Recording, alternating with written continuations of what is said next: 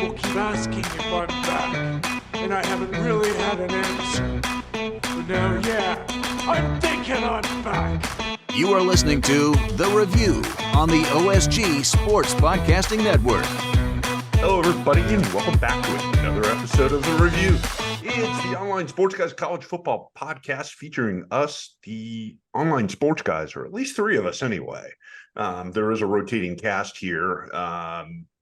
Hopefully, Brother Wilkie will be joining us later, but that's still a little bit up in the air. Brother J-Dub is, I don't really know where he is.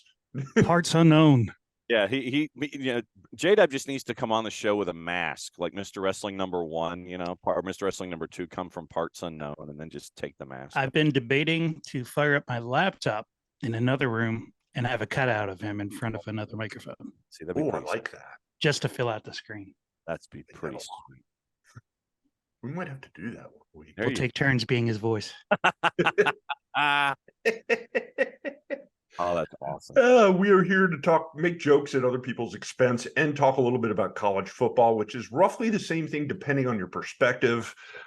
This week, I want to kind of start things off because the Tupac looks like they may be going out in the victory formation here.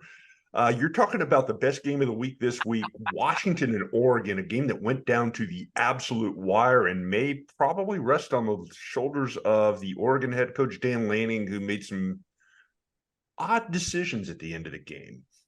Because it was Knicks versus P-Knicks. And then, yeah, of course. There is a turn of phrase during College Game Day that I gladly didn't watch live, but you and me both. Thanks to the wonder of Twitter, a certain Michigan alumni mispronounced his name along with the word power. No. While trying to get a chant going. Yeah, they dropped the X, didn't they? Yeah, Yes. They did. Yes, they did. But I mean, you had two Heisman candidates going up against each other, and they weren't just transfer Heismans. I mean, they're right now, after what happened to USC, they're Heisman. Yeah, they are, absolutely. And Dan Lanning admitted that it was on him, and it should have been on him. And it was, early contender for game of the year. And I thought that, frankly, one of the easier plays on the board was the over. That 3 that they had in the juice boxes sounded about right. But the back and forth, I figured that the total was going to get blown out probably halfway through the third quarter, and we weren't too far off because it was a nice score by the time we were done. The anti-Iowa. Mm-hmm. Yes, it was. Brian Ferentz is below average. He's below pace. He's got to pick things up. Yes, but we'll get to that in a little bit. I'm really impressed with Washington. The defense is still a little bit questionable, but there's no doubt right now, at least, who the best team out west is. And if they continue on this path, guys, you're talking about a college football playoff contender, aren't we? No doubt, Marty. Oh, they're in there. Mm-hmm. That's we're talking about going out to that game just because it might be the last Pac-12 game ever. But, they're going to get treated like the Big 12 when the big boys show up with the defense. Yeah, they are. Probably. But they're fun to watch. That was the best game I watched yesterday. Absolutely.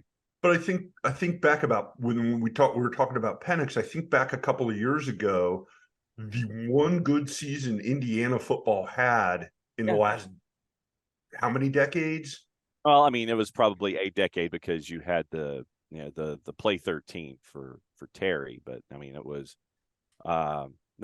it was because of Michael at quarterback, and we've seen we've seen just because of portaling that you go where you think that you can best benefit yourself, and for Michael that was going out west, and we've seen that if you surround him with talent that is of a different level than being in the middle of the B1G, you get to see the kind of individual that you've got there at quarterback. Yesterday, yes, I know that Bo Nix threw for 337 and 2, but you're looking at a quarterback that threw for 302 and 4, and Michael Penix Jr. And so those two, that's insane. Those two, frankly, those two have to be right now 2 of the ones that go to New York. I don't think there should be any debate in that. For sure. The output of those 2 is going to be more than the passing yards that Iowa has for the season, just in that game. Yes. I believe you might be correct there, Marty. And I think points also. And the opposite of that, and the reason that we're talking about these Washington and Oregon as being the elite teams out west is because USC, who's been playing well enough to win the previous 2 weeks, didn't exactly play well enough to win this week when they Bad Price's Right trombone, brother. That's what that is. The guy that everybody talked about as being the second coming at quarterback, Caleb Williams, 199, 1 touchdown, 3 interceptions. Notre Dame just absolutely flattened the Trojans. It was not that close. They were in the wallet too long. You're talking about a Notre Dame team that's coming off of a loss to Ohio State, 2 losses already on the season. They're 8 games into their season already. And they basically toyed with the Trojans. Yeah. And you had 3 picks. You had a game that was completely out of reach, and you end up with a fumble recovery and a scoop and score late. And I mean, legitimately, it looked like Southern Cal could have given up 50 or north of 50, but I think Marcus Freeman actually called off the Dogs with a couple of minutes to go, and it's just like, all right, we're good, we're up 28, and everything's fine. And it looked like a complete and total domination of USC, and everyone who was sitting there thinking that the Wendy's spokesperson was going to be the front runner for the Heisman, that is now off to the side a little bit, and there's going to have to be a lot of recovery work done in the remainder of the Tupac for him to get back into the discussion and head to New York. Those 3 picks pretty much took him out of it, especially when at the same time that that's going on, you had all those fireworks going on out west. Mm-hmm. He might have just taken himself out of it. Mm-hmm. I think it is. I think it is. Bye-bye. Yeah. So, I mean, unless you sit there and you storm all the way back to the end of the regular season and then everybody votes and goes, oh, he's done such a great job ever since. No, right now, he is not at the front of my list. Yeah, Archer Griffin just took a big sigh of relief at the end of that game. No doubt. Well, by USC. Speaking of out west football, another game featuring ranked teams, Oregon State and UCLA, and Oregon State looking pretty good with a 36-24 win.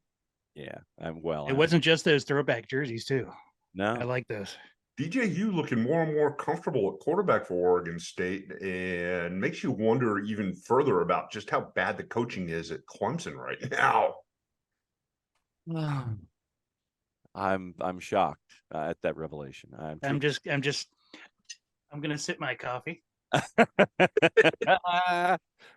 I mean, we broke Clemson and we broke the U. Yeah, hey, I'm all for you. I'm all for you breaking the U. I'm not going to have any problem with that. But you look at the remains of the Tupac.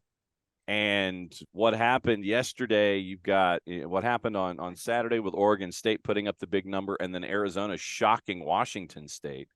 And it makes you wonder, okay, Washington State went into this one at number 19. Is Washington State got exposed, and they're not for real. And so, who's left standing in what's left of the Pac-12? And it's those 2 teams that are up in Cascadia right now. Yeah, and a quick shout out to Jed Fish, coach of Arizona, who's kind of quietly rebuilding the Wildcats. Football. Yep, may not be a national championship contender, but they've gotten better each year, and that program was in the dumps just a couple of they're definitely gaining ago. Respectability finally. Yeah, it is the sport of kings, better than diamond rings. Football.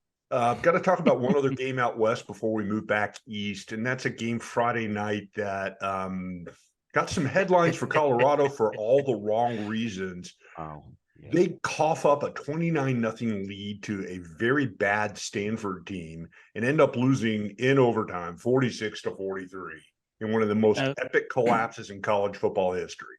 Yeah, well, there's the biggest one in the Pac-12, biggest comeback for Stanford. Now, did you think that the reason that started was because one of the Sanders decided to launch merchandise during halftime on his Instagram account? No. He launched T-shirts and basketball shorts. Focus. Focus, focus, focus, people. Focus. That probably wasn't the actual reason, but it's a pretty good metaphorical reason. Is. I honestly am not shocked at the result there. I am. I mean, and after the game, Dion questioned the players' desire, and I mean, look, it was a game that you had in control. It against a 1-4 Stanford team, and now if you're Colorado, you've got to win 2 of your next 5 to be bowl eligible, and that window that you had, this one should have been the one that would have made it 1 out of 5. And now you've got a lot of work to do. And one of those 5 is against the Jed Fish team that you were just talking about, who is now 4-3. That previously everybody might have thought was a win. That Right. now is Not so much now. Everybody's kind of like, not so fast, my friend. No, get your Ticonderoga 2 pencil. Thanks, coach. But and that's the thing. It's like this season, you're going to get a bunch of life lessons if you're in Colorado. And one of them is don't take the schedule for granted. Don't take a game for granted, and find ways to get out of the mess that you're in. And so with all of the talk of the portaling, all of the players that come in, and now you get to that point where you want to challenge those players after a catastrophic loss, and there is no other way to describe this. How do they respond in these last 5 games of the year? Do they steal another one that was on the board? You know, Washington State is on the grid, but now with what we saw with what happened this past week, does that drift its way back into a possible win category? There's a lot of questions here for Colorado down the home stretch. I want to see how they respond. Yeah, you're starting to see some chinks in the armor there with everybody's kind of me. Like, I don't know if you saw the post game, but Shadur goes in the end zone and flexes his watch to the student section of a team that they should have beat by a lot, and they just barely squeaked by in the last minute field goal. Like, if you looked on social media, there was like 25 different pictures of all the players from Stanford all doing the look at my watch thing. You open yourself up for that. How do you respond? And I think one of the takeaways from this, if you're Colorado, because I think this is a Colorado team that's still not quite as good as everybody wants them to be at the beginning of the season or thought that they were. No doubt. Absolutely.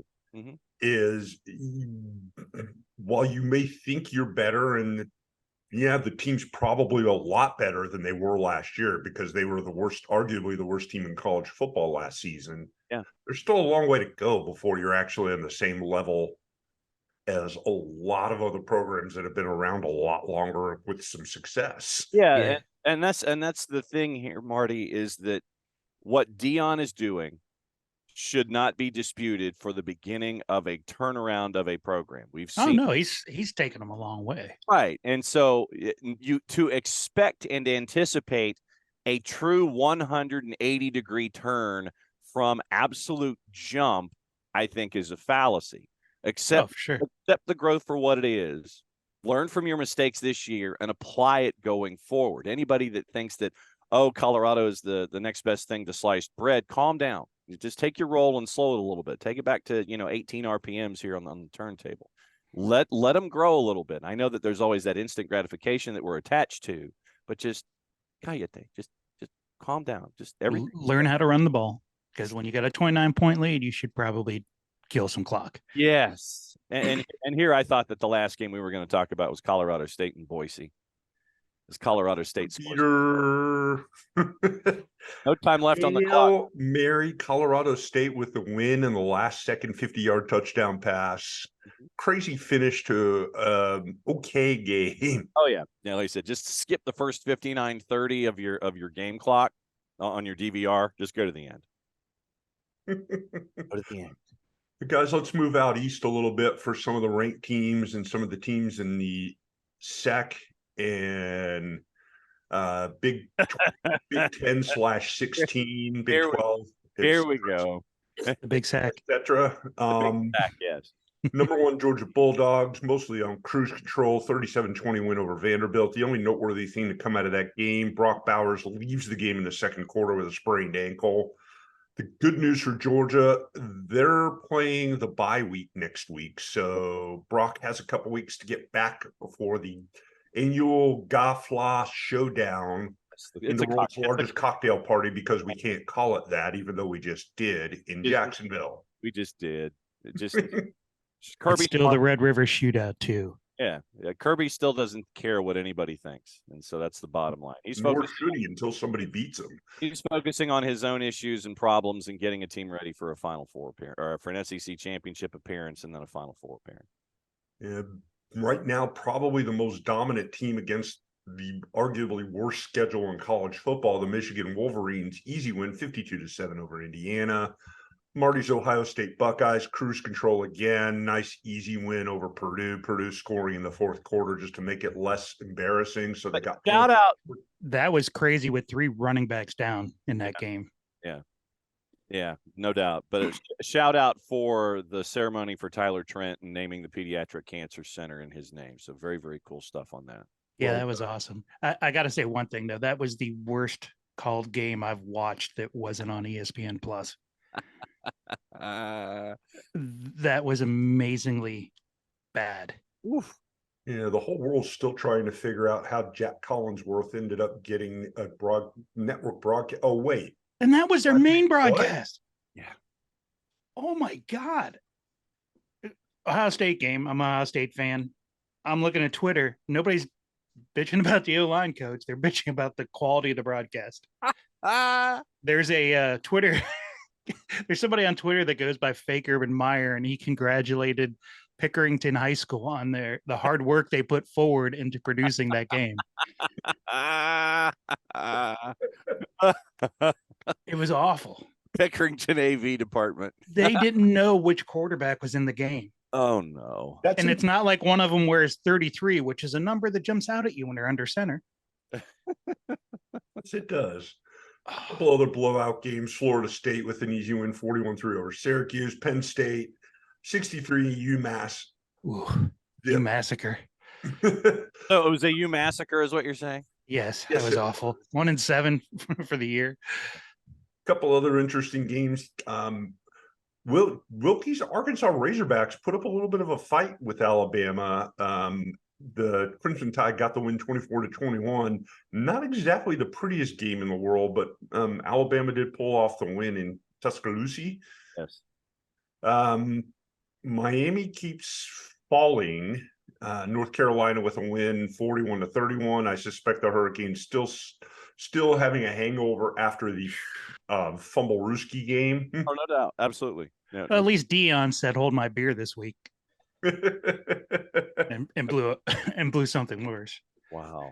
Louisville Cardinals fall from the ranks of the undefeated. They go to Pittsburgh, and how do you lose to Pitt? Not only did they lose to Pitt, they got smoked by Pitt. They had their smoked pit. They got their pit smoked, is what you're saying? Yes, I am. Yeah. Shout out to Rudy's. Yes, 21-14 at the break. Louisville had a lead, but then they don't score in the second half, and it's all Pittsburgh. So big win for Pitt to get to 2-4. Interesting game in Knoxville. Game that I was kind of curious to see what happened. Tennessee gets the win 20-13 over Texas A&M, putting Texas A&M, the perennially overhyped Texas A&M, at 4-3 on the season, with the toughest part of their schedule still to go. Are they back? Oh, that's wrong, Texas.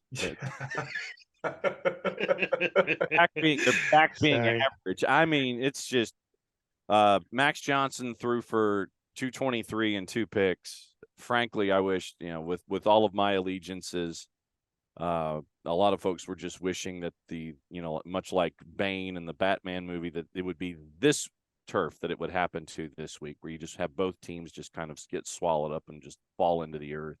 He didn't have a great game, but he still has the best name in the SEC. Max Johnson.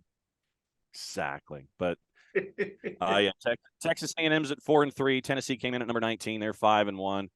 And I can sense, I think the buyout is now hovering around $50 million for the quitter. Getting more. So I'm guessing that the oil money probably will work its way and figure out the buyout, and they'll come up with the next big thing and pay that guy a guaranteed $80 million as well. I think they're just secretly hoping he does something really stupid. Yeah, really? More stupider than normal. Well, but that would get the morals clause activated and they wouldn't have to pay him the buyout. Paging Petrino, Bobby Petrino. Yeah, nothing like having a quitter and a backstabber on your staff, right? Or two quitters. Two quitters on your staff. That sends a great message to your student athletes. You got a quitter who's your head coach. You've got a quitter who's your number one assistant who would love nothing more than to be that number one dude. Couple Like other the notes Legion of here. Doom, an semblance of villains. Dear John, I'm leaving. Posted on every freaking seat in the locker room. That's class. Couple other notes here. LSU with a huge win, 48-18 over Can't Auburn. be surprised. Probably a painful evening in the Nelson household watching Well, that actually, Sorry, Patty. but actually, I mean, she was anticipating this kind of a result. I mean, when LSU had scores in their first two possessions, she was shocked it wasn't 14-0 in the first quarter. She was shocked it was only 10. But then the defense runs out of gas. I mean, there's only so much you can do when you're out there on the field for, three and a half quarters. And then the fourth quarter, everything just kind of capsized. And then after the game, Hugh Freeze was asked whether or not the team quit. And he kind of alluded to it being something that he needed to work on. And that's not really a good message that you need to have 6 games into a season when you're 3-3 and you get blown out on the road. I foul that to keep that to yourself. Yeah, and here it was. I was going to say that they're just not very good. Oh, they're not. Peyton Thorne is not an SEC quarterback. And once again, running Robbie Ashford, I anticipated LSU putting 7 in the box, forcing Robbie Ashford and Peyton Thorne to throw the ball, having trust in your corners. And, I think LSU got tired of not having an active defense and actually let Auburn have yards in the second quarter. Look, it was 206 to -3 at offense in the first half at one point. Enough said. That's what you were staring at. It was bad. Don't really need to say anything else about that one. Oklahoma State gets the win over previously ranked number 23 Kansas, 39-32. Yeah. The Cowboys are back. Pistols firing. Yes, exactly. And an interesting game here. Kentucky loses. Missouri goes to Lexington and gets a 38-21 win, scoring 18 points in the fourth quarter. Yeah.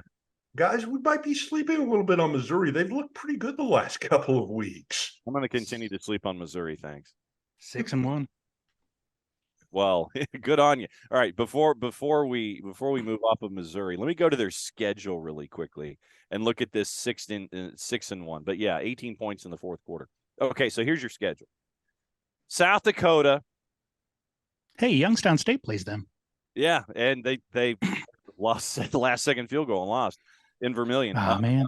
So they had 4 home games at home to start their season, meaning in Missouri. South Dakota, Middle Tennessee State, who they only beat by 4. Hey, UNT plays them. Kansas State, who they beat. Memphis, who they beat. And then they won at Vanderbilt. That's how they got to 5-0. South Dakota, Middle Tennessee, Kansas State, Memphis, and at Vandy. That got them to 5-0. Sorry, I'm still going to sleep on Missouri. South Carolina, Georgia, Tennessee, the University of South Georgia, Gainesville campus, and at Arkansas to finish things out on Thanksgiving weekend. I'm still going to sleep on Missouri, thanks. A couple other interesting games, to me at least. Illinois gets the win at Maryland on a last-second field goal, 27-24. The giant Kevin James face failed. That was amazing. Hairpins. I got a kick out of that when I saw that on the highlights. What else here? Coastal Carolina in the Fun Belt. Just squeaking by Appalachian State. Another nail biter with the last second field goal. Something I wanted to kind of laugh at a little bit here at the beginning. Some MAC action on Saturday. Kent State has an opening onside kick. They That completely didn't work so well. screwed it up. It was fantastic. Oh, that was amazing. I told you, I take their cheap games just to spite watch. Absolutely. As you should. I mean, it was that is not how to execute. That is not how to execute an onside kick to start a game. Guaranteed. How are you the one surprised that they take it back when you planned it? Exactly. God. Geez. Guys, what do you say we Iowa put still a only wrap scored here? 15 points. Yeah, what do you say we put a wrap here on the first block of the show? We've kind of gone through a little bit of everything today. Sure. When we come back for the second half, we're going to talk next week's games and, of course, everybody's favorite segment, Football college football on the budget. on a budget. All that and more when we return with the second half of the review. You're watching and or listening to the review on the OSG Sports Podcasting Network. Please like and subscribe.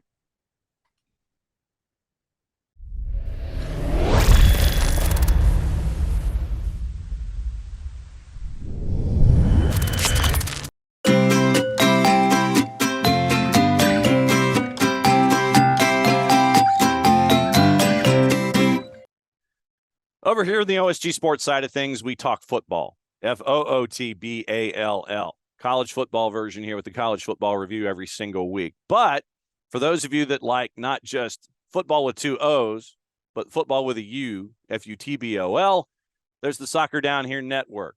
I'm John Nelson. I host the morning show on Soccer Down Here along with Jarrett Smith, Nick Alifi, Jason Longshore. And if you're looking for the best information when it comes to the world of soccer, based in the southeastern United States, but we don't leave anything off the table. 9:05 Eastern time until 11 whenever. Sometimes we go for a while. SDH Network morning show, soccer's morning show, Monday through Friday, plus all the live events we do. It is your place and your source for soccer that is based in the Southeast, but covers everything on the world. SoccerDownHere.net, the Soccer Down Here app available iOS and Android through our friends at Spreaker. That's like speaker with an R in the middle. Spreaker, do a search for OSG Sports, do a search for Soccer Down Here. All the soccer content all in one place. It is the SDH Network and Soccer Down Here.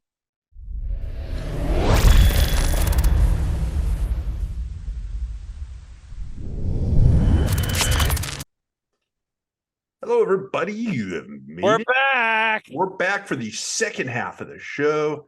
Yes, that's a that's a football reference because, well, football play is played in two halves, 4 quarters, 2 quarters in each half. I don't know. Breaking down our show into quarters mostly because Sometimes overtime. ads in order to do that. But rather than get too deep into the woods there and say that we could use some advertisers or sponsors, hint, hint, we'll jump straight into the games here. We will shamelessly promote your product for the right price. Please like. All right. Your feature game this week, a battle of the unbeatens in the Big 10/16. Penn State makes the trip to Columbus to take on the Ohio State Buckeyes. How is this not a night game? Yeah, really. Get in price of the horseshoes, $201. This needs to be at the very least a 3:30, if not a 7:30. You'll be like Harvey Danger and flagpole sitting for that price. Exactly. Oh, that's an 90s reference. there, Marty, and one that I was not expecting. Paranoid, I'm paranoid. That's all we can sing without having to pay something. So Don't expect a whole lot of points in this game. Neither team been super great on offense. They've done just enough to get wins. But Brian Ferentz could learn something. Yes, they have scored more than Iowa. That really doesn't take a whole heck of a lot. Yeah, they're virgins that can say that. Whoops. Ohio State a little beat up on offense. We're going to find out if their new starting quarterback can win the game because he's going to have to really step things up. Penn State comes in really not having been challenged a whole heck of a lot. They come off a 60-plus point game where they beat UMass. You massacre. Yeah, it was. You guys' thoughts on this one? Okay, so here's what Penn State has done so far this year. Beat West Virginia by 23, beat Delaware by 56, beat Burt in Champaign by 17, shut out Iowa, went to Here's a badge of honor. yeah, really. Then beat Northwestern by 28, and then you mentioned the U massacre. So really, has Penn State been challenged this season? And I think the answer to that is kind of like a no. And This will be the first offense they play against. yeah, and so I think that Ohio State gets it done. But once again, I think that if Penn State can get out of there in a hurry and keep possessions away from Ohio State, they'll have a chance. I think that Ohio State gets the win. I don't think we get to the total. Yeah, I'm going for Ohio State to take out Phil's stunt double. You'll see a little juice from Penn State's quarterback being an Ohio guy that didn't get recruited by Ohio State. I'm just a little concerned with Ohio State's running back situation, although it seemed that Dallin Hayden was hitting the hole better than the two guys in front of him this game. I don't know if that's Purdue being Purdue. Not pursuing that sentence, Marty, but okay. I don't know if that's Purdue being Purdue or the line finally reading the press about them not hitting in the second level and stepping up finally.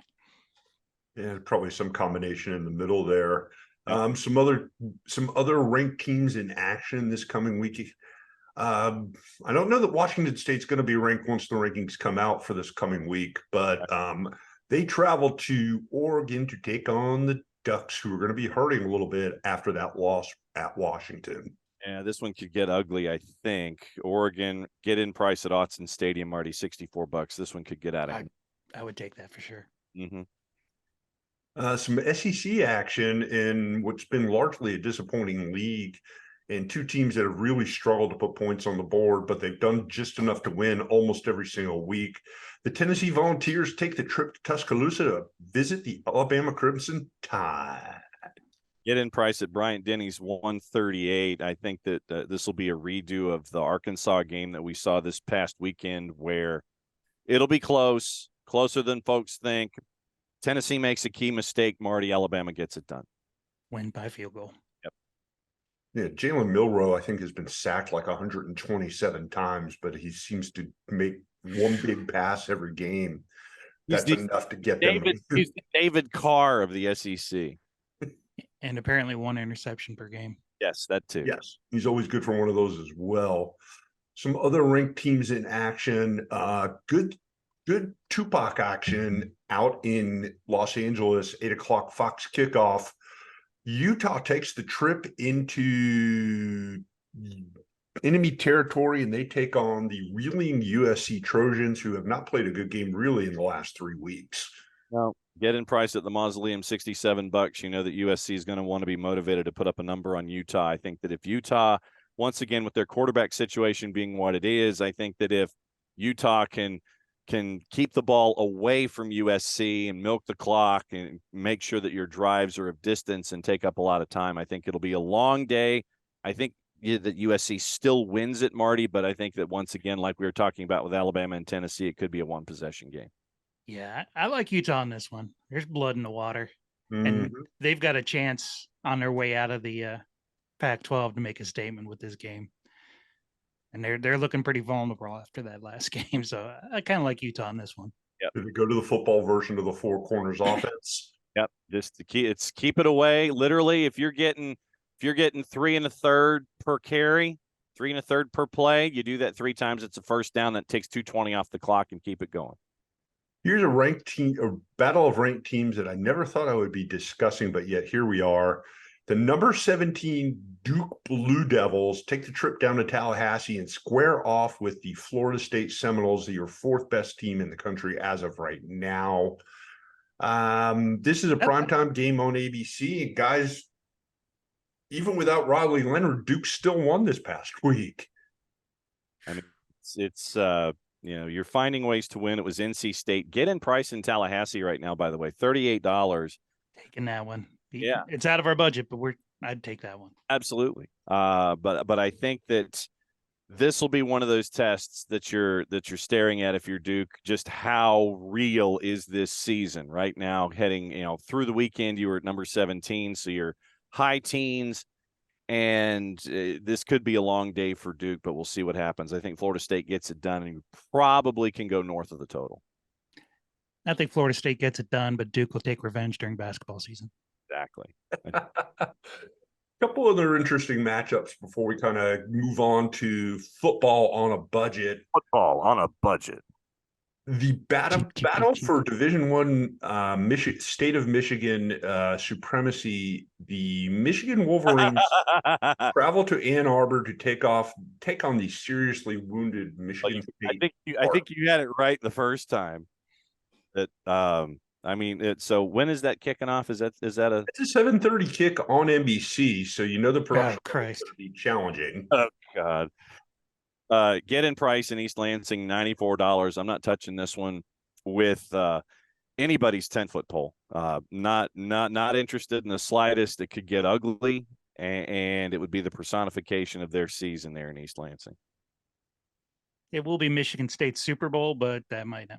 That's probably not going to matter at all. It could be their Super Bowl, but it would be like when the Niners played the Broncos in the Superdome and blew them out. That's what I did want to point out that Ohio State is officially the state champion of Indiana, having beaten 3 teams from there.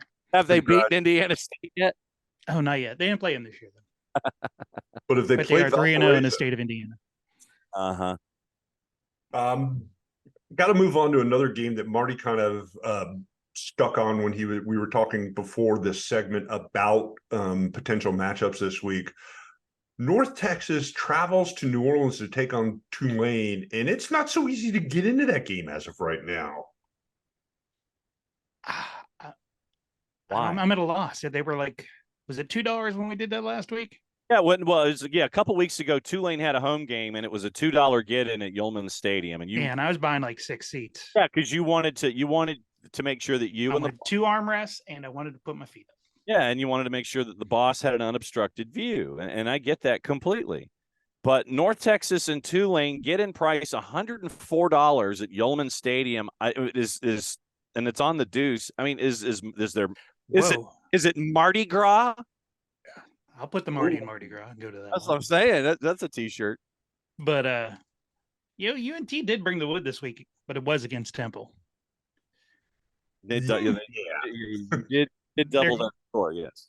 There must be one hell of a giveaway or post-game show for that price to be up that high. For that to cost more than LSU home game. Yeah. There's something ain't right. There's got to be a hook in there somewhere. And a top 20 matchup. So it's 3 times the price of going to see Duke and Florida State. Yeah, so there's something ain't right. So there's got to be a great post-game show, or there's got to be a fantastic buffet at Yulman. So let us Taylor Swift's going to show up. Let us know if you know why tickets are so expensive at Yulman Stadium for this North Texas Tulane game. Let us know. Please. I think, guys, that's a good way to segue into the final segment of the day. Your favorite segment and mine, college football on a budget. On a budget. For those that don't know, here are the parameters. For the most part, what we try to do is look for the single digit get-in price for games in college football in Div.I, Div.I AA. This is cheaper than a soda. Yes, cheaper than a soda. This is not meant to shun the lower divisions, Div.II, Div.III, NAIA. We just don't have ticket prices. We are always of a mind to let folks support local teams and go places you've never been to continue to grow college football across the board. So have an adventure. Yes, have an adventure. So we try to do it at $9. There are some weeks where it might be a little, it might be hard to find some single digit get-ins. And so we'll expand the price a little. Mitigating circumstances. True. So depending on the number of games, we might expand it into the mid-teens, but we try as a guidepost to do $9 or less. And actually Wednesday, we have a chance to see one of the cooler venues in college football for $8 on the get-in. Jerry Kill and the Aggies of New Mexico State travel to the Sun Bowl to take on Texas El Paso for $8 on your get-in price on Wednesday night. And it's an Div.II game. It's on the deuce. It's not on the plus, so you might actually not have students running camera. That is, for $8 on a get in on a midweek, that is definitely flashing the cup. And what Marty does is he flashes that cup because it has Jim Tressel wearing an old vessel right It there. also has Ted Ginn, Mike Nugent. And that cup dates back to an era when Coke getting a soda at a game was a lot less than $8. That was probably $5, and I bitched about it back then. Correct. Thursday, Chapman Stadium, Tulsa, Oklahoma. We have our marker to empty out your wallet. It is Rice and Tulsa, 7 o'clock Eastern time on the Deuce. I am all over that. $2. $2. I want my $2. I want my $2, and I want my 10 seats. Exactly. I'm just throwing a 20 just to have my own section. See? And I'm gonna have a cardboard cutout of J-Dub. I'm gonna put that with us. Oh, that would be awesome. One to my left and one to my wife's right, so that we're surrounded. There you go. And so It's a dub. It'll be a dub. Yes, exactly. So that's a solid play. We are encouraging going to the link on Friday, even though it's $10 for On the Deuce. SMU and Temple in Philadelphia, 7 o'clock Friday, but it's right outside the range. So if you want to, schedule maybe getting some Philly cheese or something like that, turn it into an Okay, cheesesteak changed me on that one. All right. Okay. So cheesesteak heading in, you go to a cheesesteak location or you go to a steakhouse, $10. Cheesesteak on the way home. Yes, it's just out of the range, but we went ahead and recommended it anyway. All right. Saturday, we've got some that are in the mid-teens, but it is the last noon kickoff, and it is Maction in Athens, Ohio at Peden Stadium on CBS Sports Network. Western Michigan visits the Ohio University Bobcats. War Solage. Ooh. For $9. I'll take that. I'll take the Bobcats for the win. Also, if you've ever been down to Ohio, it's you really want to go there for a Halloween weekend. That is insane. It's insanity personified. No, it's fun. You'll make new friends. Yeah, especially it's an adventure.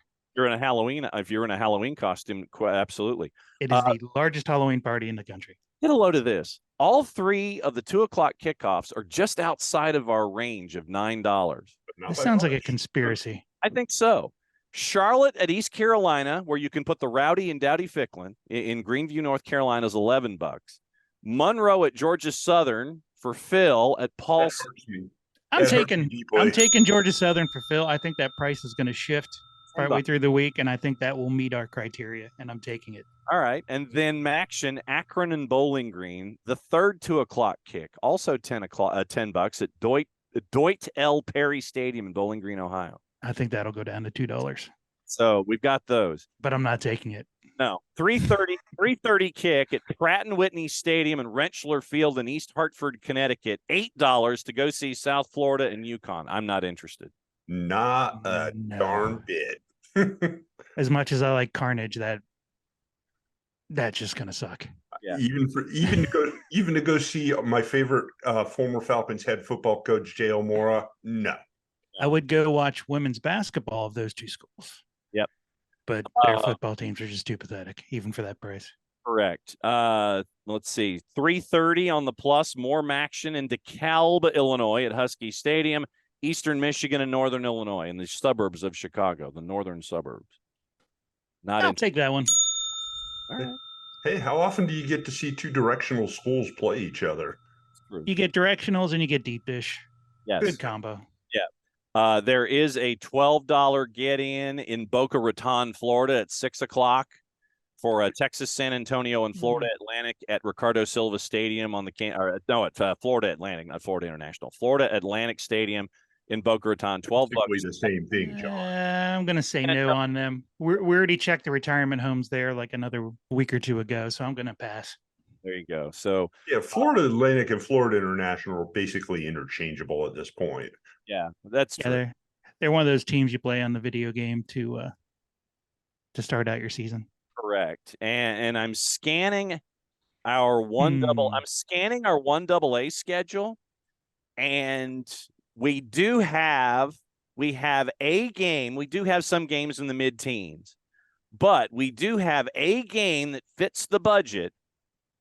4:00 kick in the Big Sky Conference, Hillsborough Stadium, Portland, Oregon, Idaho State, and Portland State. Get in price, $8, 4:00 Saturday afternoon. Always wanted to go to Portland. Haven't been there yet. I've never been to Portland either. I'm taking that one. Okay. So Just so I could chant when they say Idaho, I say no, Idaho.